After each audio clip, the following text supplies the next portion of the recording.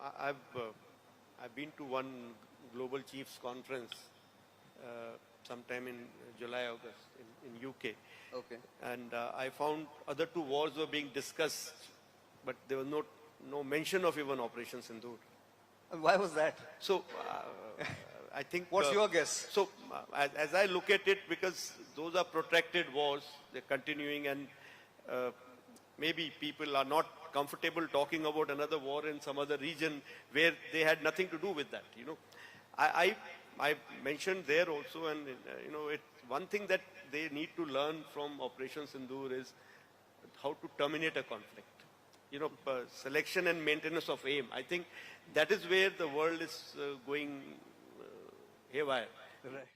अस्सलामुअलैकुम welcome to conflict card रात। दोस्तों, इंडियन एयर चीफ मई 2025 के क्लैशेस के बाद और अपनी ह्यूमिलेशन के बाद बार बार मीडिया पर आते हैं। कभी वो बताते हैं कि पाकिस्तान के 6 एयरक्राफ्ट डिस्ट्रॉय किए हमने, कभी वो बताते हैं कि 13 या 12 एयरक्राफ्ट पाकिस्तान के डिस्ट्रॉय किए प्लस शूट डाउन किए। अब उनकी तरफ से एक और नया बयान आया है। हालांकि उसके मुकाबले में पाकिस्तानी एयर चीफ है या आर्मी चीफ है, वो चिल रहे हैं। उन्होंने कोई इस तरह की बात नहीं की। जो ऑफिशियल प्रेस रिलीज आई वो इंटरनेशनल मीडिया भी इसको क्लेम करता है, उसी को मुख्तलिफ एनालिस्ट भी सेकंड करते हैं। या जो ऑफिशियली प्रेस कॉन्फ्रेंस की गई थी उसके बाद पाकिस्तान ने ऑफिशियली बार बार इस चीज को रिपीट करने की तरफ तवज्जो ही नहीं दी, जबकि इंडिया के एयर चीफ बार बार आके बता रहे हैं कि देखिए हमने ये किया वो किया, लेकिन उस पर यकीन भी कोई नहीं कर रहा। अब उन्होंने रिसेंट ये कहा है कि इंडिया वो कंट्री था जिसने अपने ही दम पर या सिंगल हैंडेडली पाकिस्तान के साथ इस क्लैश को टर्मिनेट कर दिया और खत्म कर दिया। यहाँ वो इस चीज को शायद भूल रहे हैं कि पाकिस्तानी या इंडियन अथॉरिटीज से भी पहले यूएस प्रेसिडेंट ट्रंप ने ट्वीट करके ये कहा कि सीज फायर होगा पाकिस्तान और इंडिया के दरमियान, यानी कि यूएस ने वो एक डील ब्रोक की पाकिस्तान और इंडिया के दरमियान। और ये पाकिस्तान और चाइना की पॉलिसीज के मुताबिक भी था, बिकॉज पाकिस्तान और चाइना की जो फॉरेन पॉलिसी वो ये कहती है कि कश्मीर का जो पर्टिकुलर कॉन्फ्लिक्ट है इसमें थर्ड पार्टी को ऐड किया जाए ताकि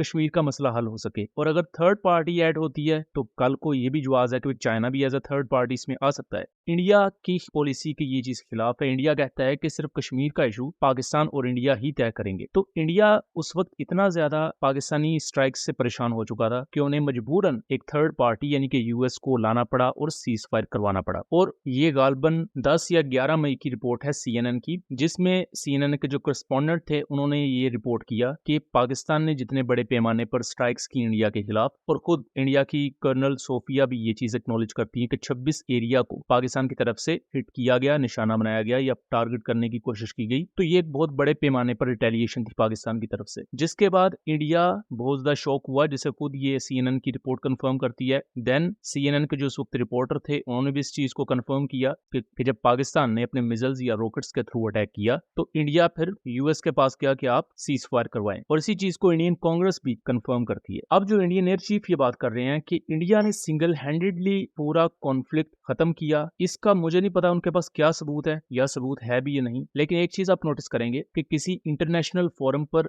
इंडियन जनरल्स ये खुद क्लेम करते हैं, जैसे चीफ ऑफ डिफेंस स्टाफ थे, कि हमारे एयरक्राफ्ट शूट डाउन हुए पाकिस्तान के खिलाफ और हमें ये भी देखना चाहिए कि क्यों वो डिस्ट्रॉय हुए पाकिस्तान के खिलाफ, यानी कि कुछ टेक्निकल एरर्स थे। जबकि वही इंडियन जनरल्स और इंडियन एयर चीफ जब अपने मीडिया के सामने होते हैं, अपने मुल्क में होते हैं, तो वो देखिए ये कह रहे हैं कि जी पाकिस्तान के हमने 12 जहाज गिरा दिए, मलबा वो एक कभी नहीं दिखा सके, प्लस हमने पूरा कॉन्फ्लिक्ट सिंगल हैंडेडली खत्म कर दिया। इवन दो कि जो सबूत मौजूद है, जो सबूत हमने आपको दिखाए हैं, ये वेल डॉक्यूमेंटेड रिपोर्ट्स हैं, वो बिल्कुल इसके उल्ट बता रही हैं कि इंडिया उल्टा परेशान हो चुका था कि पाकिस्तान ने जितने बड़े पैमाने पर मिसाइल बराजेज इंडिया की तरफ फायर की। बिकॉज पहला तो इंडिया की एक्सपेक्टेशन थी कि पाकिस्तान के पास इतने रॉकेट सिस्टम होंगे ही नहीं, लेकिन ये तमाम चीजें उनकी सोच से भी बाहर थी कि पाकिस्तान इतनी माइट रखता है कि इंडिया को इस तरह वो कुछ ही घंटों में घुटनों पर ला सके। और खास तौर पर राफेल की गिर जाने के बाद प्लस जो 7 एयरक्राफ्ट दूसरे भी शूट डाउन हुए, तो उसके बाद इंडियन एयरफोर्स का मोराल वैसे ही डाउन था। तो इस वजह से इंडिया ने ज्यादा फोकस अपने सरफेस टू सरफेस ब्राह्मोस पर किया, जो कि उनका प्राइम वेपन है। पाकिस्तान ने उसके मुकाबले में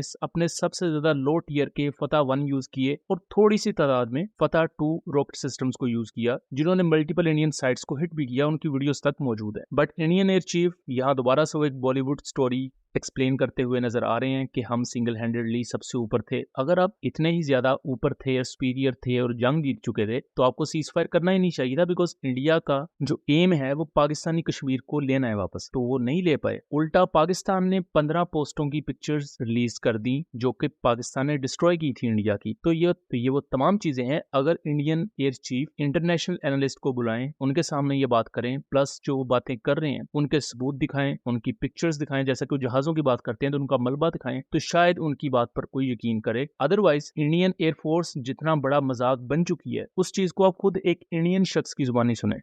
ये राफेल का बत्ती बना के घुसेड़ेंगे हम।